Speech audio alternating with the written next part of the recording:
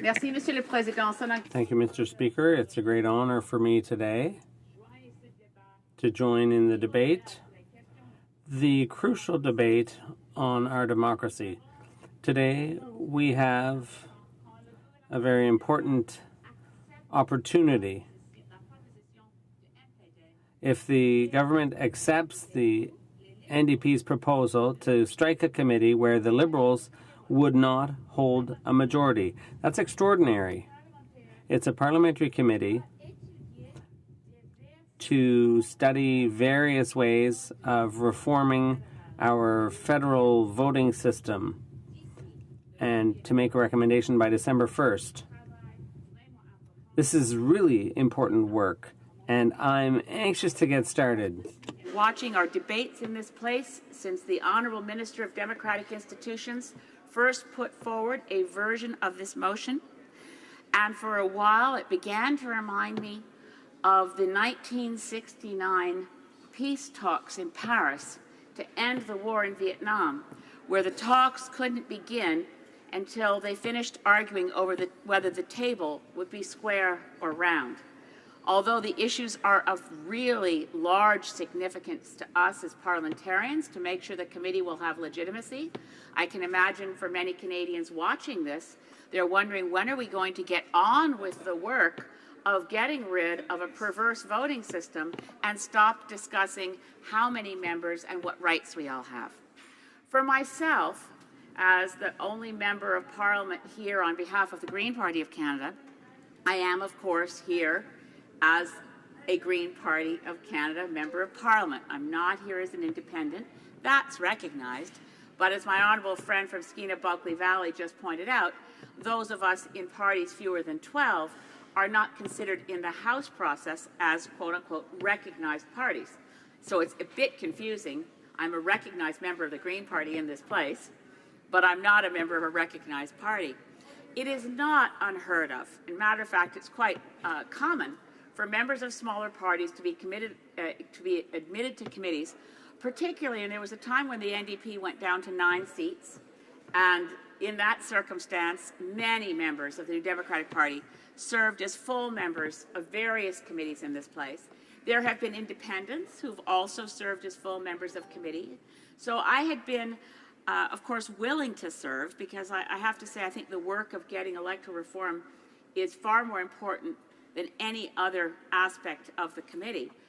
But I knew that this was actually a departure from tradition, far from being an exception to allow the Bloc and the Greens a seat on the committee. In these circumstances of a commitment to an all-party committee, it really is important that it be all parties. And I do believe that it's a significant step forward for this committee and something for which I am deeply grateful to the Minister of Democratic Reform, to her Parliamentary Secretary, to the Member of Parliament for Skeena-Bulkley Valley, for making the case that it makes sense that all members of the committee have full voting rights, full participatory rights, and I intend to exercise mine fully, with the goal of serving the public good.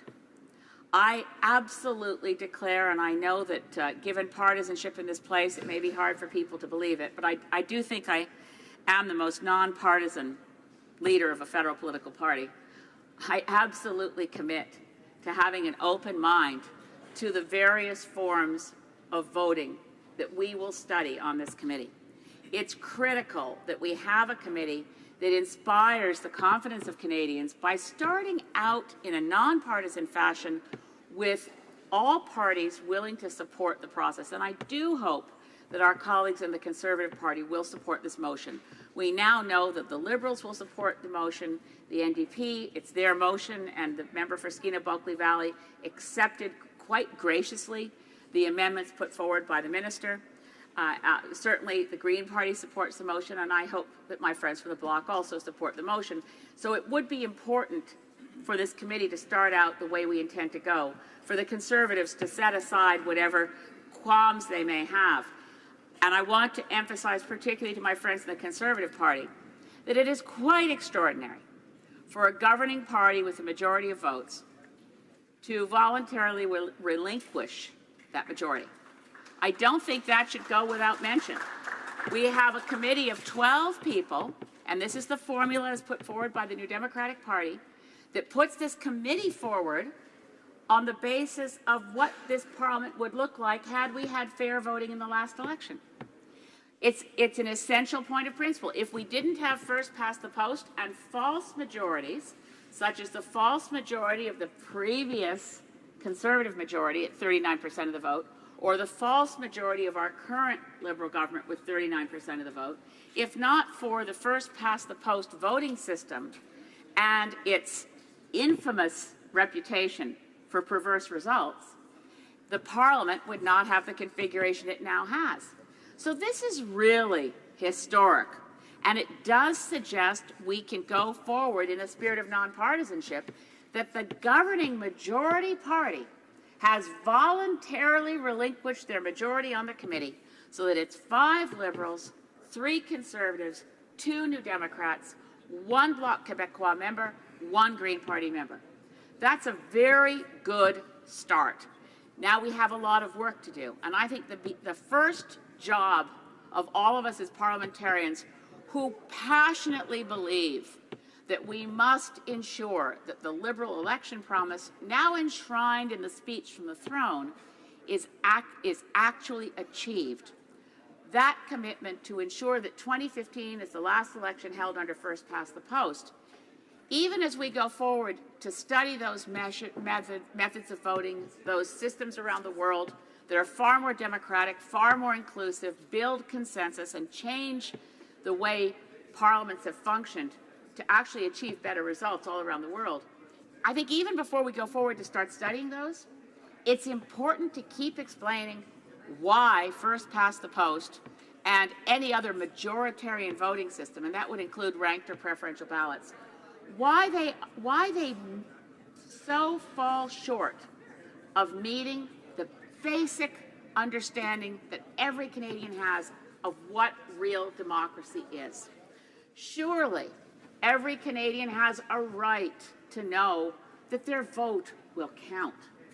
And it's the perversity of the first past the post voting system, which says that as soon as you've achieved in some ridings 32% of the vote, in theory 25% of the vote. We've been a multi-party democracy in this Parliament since around 1920. There's never been a time when you could say there were fewer than 3, 4, or 5 parties.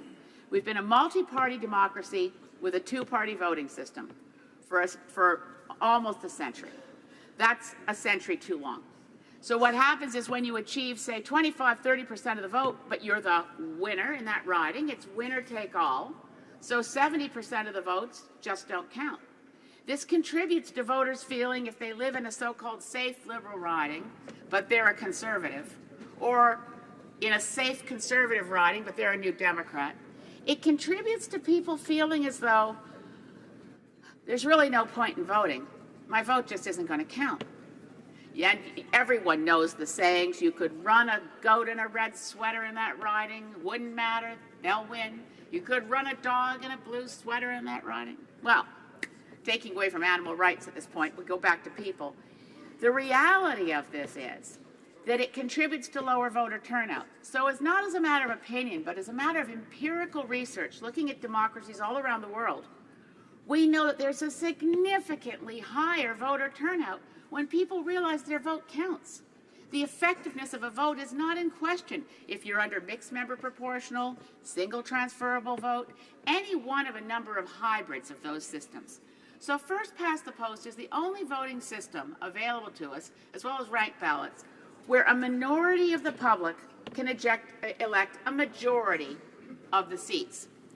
Now, if this is particularly dangerous in a Westminster parliamentary system such as Canada's, where we actually, more than most Westminster parliamentary democracies, potentially more than any Westminster parliamentary democracy, have allowed extraordinary powers to be vested in the office of Prime Minister.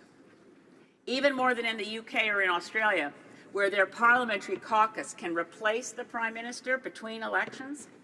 For some reason in Canada, we've sort of aped the US system of conventions, so only members of the party can select the leader. As a result of this, in Canada, in a majority parliament, our Prime Minister can control fully the executive branch and fully the legislative branch and become essentially an elected dictator. In a system like ours, it's essential that voting be fair and proportional.